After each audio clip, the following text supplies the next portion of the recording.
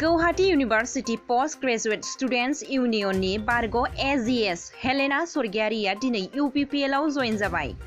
बाक्सा जिल्लानि सिङाव थानाय गरेसरनि हेलेना सरगियारिया यूपीपीएलनि आफादगिरि प्रमोद बर'नि नुजाथिनायाव यूपीपीएलआव जयेन जाबाय।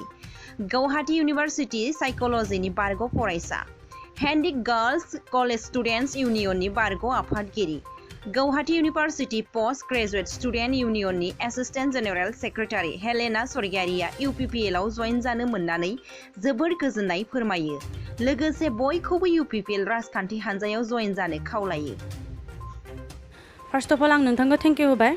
दिनै जोङो बिटिसिआव जोंनि इलेक्शननि जे आबहावा बेखौ नायनो थाङोब्ला 17 इयार्स जि बीपीएफ सरकारा शासन खालामना फैबाय, जेरैबायदि जोङो हेल्प मोननांगौमोन बिदि मोनाखै। यूपीपीएलआव नोंथांमोना सापर्ट खालामनो फै, आंबो सापर्ट खालामगोन। खुराङा जाहैबाय जे रिजना जाहैबाय जे दिनै 17 इयार्स शासन खालामनायनि उनाव सेबां रायजोफोरा बहुत दुखु गोग्लैना दङ। नोंथांमोना सार्भे जुदि खालामोबा नुनो मोनगोन जे रायजोआबो मिन्थिखागौ जे बीपीएफनिफ्राय जोङो मा हेल्प मोनदों। 17 इयार्स शासन खालामनायनि उनाव जुदि दा बुंनो जों ससियेल मिडियाआव नुनो मोनदों जे यूपीपीएल पार्टिया मा खामानि मावदों होननानै बीपीएफ सरकारा सोंदों। बाट इ खुरांखौ जुदि सोंनो थाङोबा बहुत लाजिथावना बाथ्रा। मानो होनबा 17 इयार्स शासन खालामनायनि समाव बिथांमोननि आखायाव पावारा दंमोन। बाट पावार थानायनि उनावबो दिनै जोङो नुनो मोनदों सोरबाबा दैनि कारणे हाहाकार जादों, सोरबाबा हिनि कारणे हाहाकार जादों, सोरबाबा न' गंसेनि कारणे हाहाकार जादों, सोरबाबा टयलेटनि कारणे हाहाकार जादों।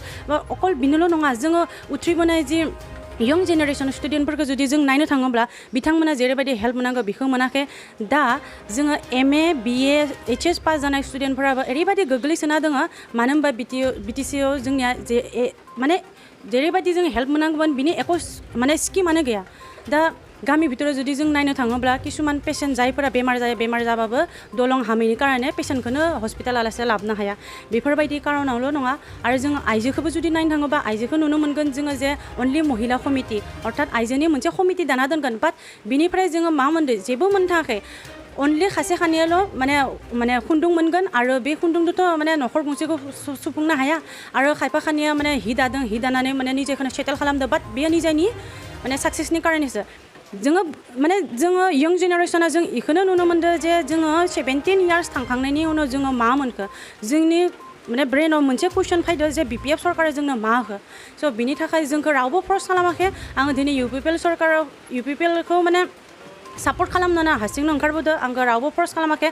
मानो होनबा जों नुनानै मोनदों प्रमोद बर' सार बिथाङा रायजोजों थानानै खामानि मावबोदों, आरो रायजोनि जे गांनाय उखैनाय बिथाङा बेखौ मोजांनो मिन्थिखागौ। स' बिनिखायनो आं नोंथांमोनखौ बेखौनो बुंनो सानो दे नोंथांमोना जाहाथे बेलेग अपोजिट टिमा जुदि फायनानै जुदि नोंथांमोनखौ जुदि प्रलोभन होयोबा, जायफोरा माने उमुखखौ होगोन तुमुखखौ होगोन होननानै इलेक्शननि सिगाङाव जुदि नोंथांमोनखौ जुदि प्रलोभन होयोबा, बे प्रलोभन होनायाव नोंथांमोना माने निजेखौनो फाननो नाङा।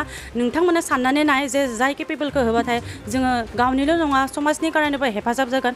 जों बड'लेण्ड मुभमेन्ट जाखांनायनि जायफोरा मुख्लं जालांदोंमोन बिथांमोनानो दासिमबो बिथांमोननि न'खरनि मानसियानो जुदि दासिमबो जुदि हेल्प मोनाखैबा जोङो बीपीएफ सरकारनिफ्राय जोङो मा आसा खालामनो हाबावनो? 17 इयार्स शासन खालामनायनि उनाव दा जुदि जोङो जुदि प्रश्नबोधक जानानै दङबा जों निजायखौ लानानै जुदि उनाव मा खालामगोन होनना सानदोंबा होमबा जोंहा बिनि सायसो आरो लाजिथावना बाथ्रा गैया।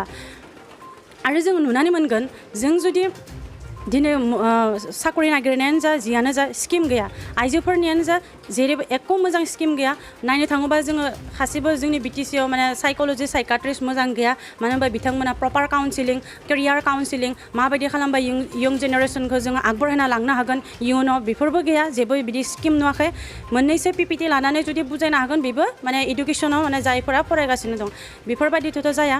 17 इयार्स शासन खालामनाया जुदि दासिमबो जुदि इमान बेकवार्ड जानानै दङबा जोङो इयुनाव जों मा खालामगोन? जों मा खालामगोन? आरो जोङो निजेखौनो गावखौ माबायदि जोङो सिनायथि होनो हागोन जे जों नैबे जों बर', जों हारसा, जों मायबा, जों बिटिसिआव जों गावखौनो माबायदि सिनायथि होनो हागोन? बेनो मोनसे गेदेर प्रश्नबोधक जानानै दङ। स' आं बेनिखायनो बुङो जे नोंथांमोना गावखौनो जे गावखौनो माने एसे बिबेचना खालामना नाय जे जायखौ भट होबा जाय नोंथांमोना एसे सुबिदा जागोन। आं बेनिखायनो बुङो यूपीपीएल दला एबार माने गोदानै उथ्रिबोदों, आरो बिथांमोना जेरैबायदि खामानि मावगासिनो दङ आं साखे माने आं बहुत मोजां नांदों। आरो बिथांमोनखौ नोंथांमोना जाहाथे सापर्ट खालामनानै माने इयुन आगयलांनायखौ जाहाथे माने हेफाजाब खालामो, आं बेखौनो माने आसा खालामबाय आरो।